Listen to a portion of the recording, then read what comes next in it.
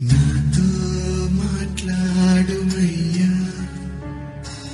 నన్ను దర్శించుమయ్యా. మన ప్రభు అయిన రక్షకుడైన యేసుక్రీస్తు పరిశుద్ధ నామములో మీ అందరికీ శుభములు తెలియచేయుచున్నాను. మీరందరూ ప్రభు యొక్క కృపను బట్టి క్షేమముగా ఉన్నారని ఆశిస్తూ ఉన్నాను. ఈరోజు బలపరిచే వాక్యము యోనా గ్రంథము 1వ అధ్యాయము 3వ వచనము. యెహోవా సన్నిధిలో నుండి తర్షీషు పట్టణమునకు పారిపోవాలని యోనా యొప్పేకు పోయి తర్షీషునకు ఒక ఓడను చూచి ప్రయాణమునకు కేవు ఇచ్చి యెహోవా సన్నిధిలో నిలవక ఓడవారితో కూడా తర్షీషునకు పోవుటకు ఓడ ఎక్కెను. ఈ రోజున మనము దైవ సేవకుడైన యోనా గురించిన మాటలు ధ్యానం చేస్తూ ఉన్నాం. తన సేవకుడైన యోనాను ప్రవక్త ద్వారా ఇజ్రాయేళ్ల దేవుడకు యెహోవా సెలవిచ్చిన మాట చొప్పున ఇజ్రాయేలీల సరిహద్దులు మరలా స్వాధీనపరచుకొనబడినట్లుగా దేవుని యొక్క వాక్యములో మనము జ్ఞాపకం చేసుకుంటున్నాం. ఒకప్పుడు దేవుని ఉద్దేశాలను ప్రజలకు ప్రకటిస్తూ దేవుని చిత్తమును జరిగించిన దైవ సేవకుడు ఇప్పుడు దేవుని యొక్క మాటకు అవిధేయుడవటము ఎంత విచారకరము. తర్షీషు కొందరు అనుకున్నట్లుగా ప్రస్తుత స్పెయిన్కు నైరుతి దిశలో ఉండగా నినివే తర్షీషుకు వ్యతిరేక దిశలో ఉంది. నీ ఆత్మ యొద్ద నుండి నేనెక్కడికి పారిపోదును, నీ సన్నిధి నుండి నేనెక్కడికి పారిపోదును. నేను ఆకాశంలోకి ఎక్కినను, నీవు అక్కడను ఉన్నావు. నేను పాతాళమందు పడుకొనెనను, నీవు అక్కడను ఉన్నావు. నేను వేకువ రెక్కలు కట్టుకొని సముద్ర దిగంతముల్లో నివసించినను, అక్కడను నీ చేయి నన్ను నడిపించును.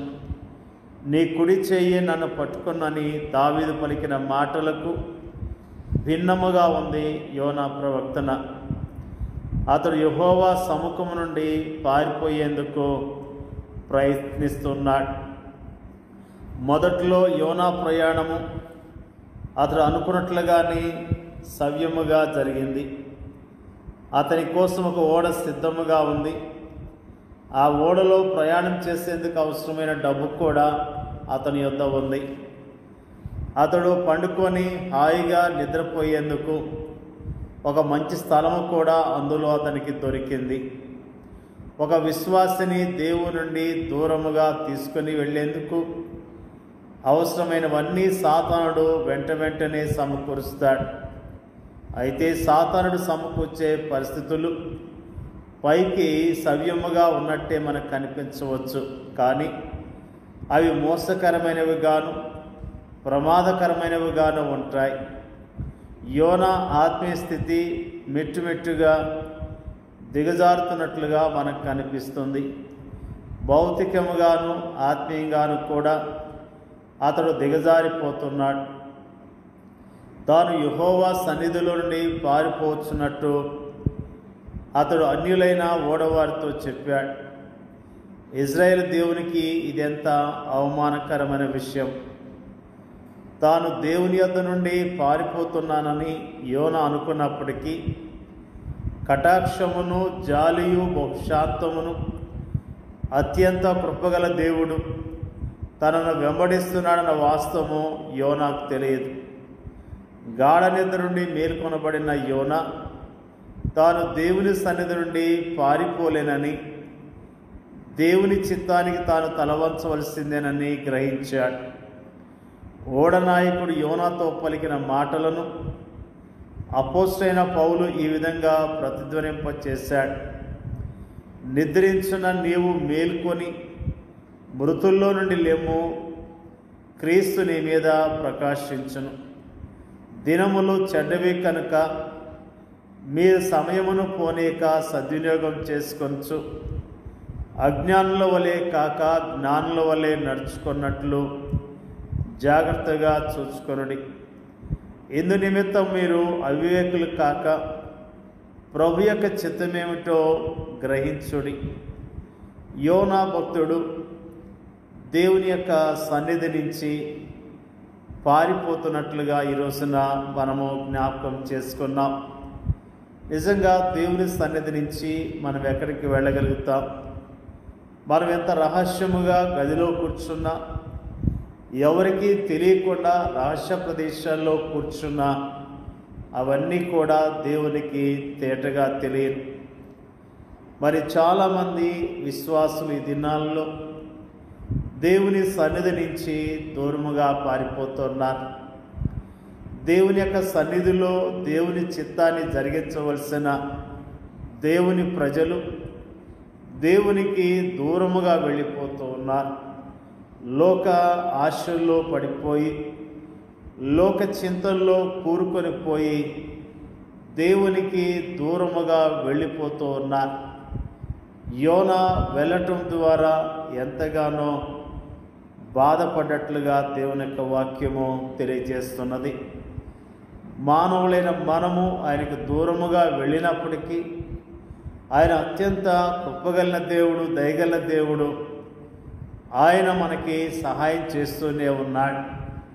నిజముగా దేవుని యొక్క చిత్తానికి దూరముగా ఉన్నట్లయితే ఈరోజైనా నువ్వు ప్రభు సన్నిధిలో ఒప్పుకొని సరిచేసుకొని పశ్చాత్తాపడి దేవుని బిడ్డగా, దేవుని చిత్తాన్ని జరిగించే బిడ్డగా జీవించాలని ప్రభు నామములో జ్ఞాపకం చేస్తూ ఉన్నారు. దేవుని యొక్క ఉద్దేశాన్ని నెరవేర్స్తే దేవుడు సంతోషపడతాడు. యోనా అవిధేయత వలన చాలా నష్టము కలిగేది.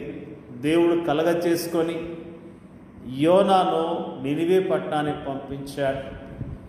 యోనా నినివే పట్టణానికి వెళ్ళటం ద్వారా, దేవుడు చెప్పిన వర్తమానం చెప్పటం ద్వారా ఆ దేశమంతా ప్రజలు పశ్చాత్తాపడి దేవుని నమ్ముకొని రక్షించబడ్డట్లుగా దేవుని యొక్క వాక్యము తెలియజేస్తున్నది.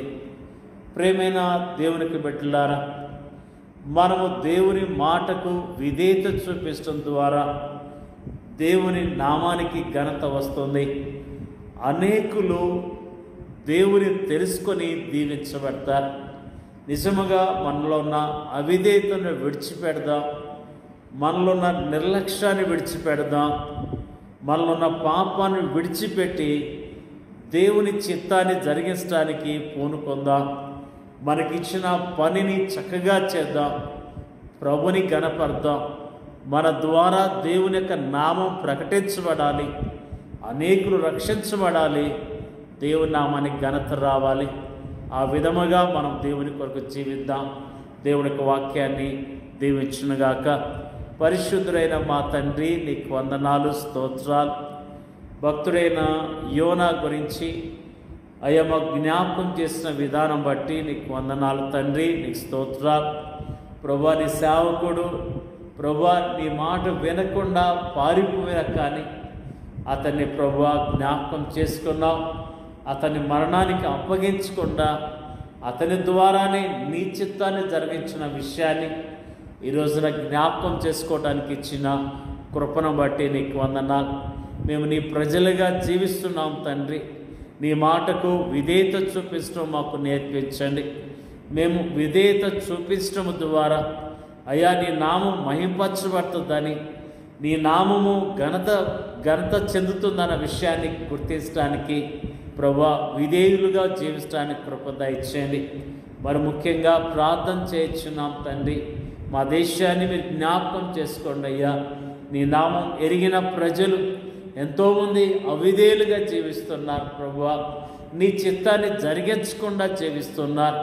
ఒక్కొక్కరితో మాట్లాడండి ప్రభువా. పడిపోయిన స్థితి నుంచి లేవనెత్తి అయ్యా నీ పరిచర్యలో బలంగా వాడుకోమని ప్రార్థన చేయించున్నాం తండ్రి. స్తోత్రాలు. మా దేశాన్ని కనికరించండి, మా దేశ ప్రజలను రక్షించండి, కాపాడమని ప్రార్థన చేయించున్నాం. మరి ముఖ్యంగా ప్రపంచవ్యాప్తంగా నీ సేవ చేస్తున్న సేవకులందరినీ బలపరచండి. సేవకులు నీ చిత్తములో ఉండి ఘనమైన సేవ చేయటానికి అనేక ఆత్మలను నీ తట్టు తిప్పే సాధనాలుగా వాడబడతాను సహాయం చేయమని అడుగుచున్నాం తండ్రి. నీకు వందనాలు. వాక్యం ఇచ్చిన ప్రతి సహోదరిని సహోదరుడు వారి కుటుంబాలను దీవించి ఆశీర్వదించమని యేసుక్రీస్తు నామంలో అడుగుచున్నాం తండ్రి. ఆమేన్.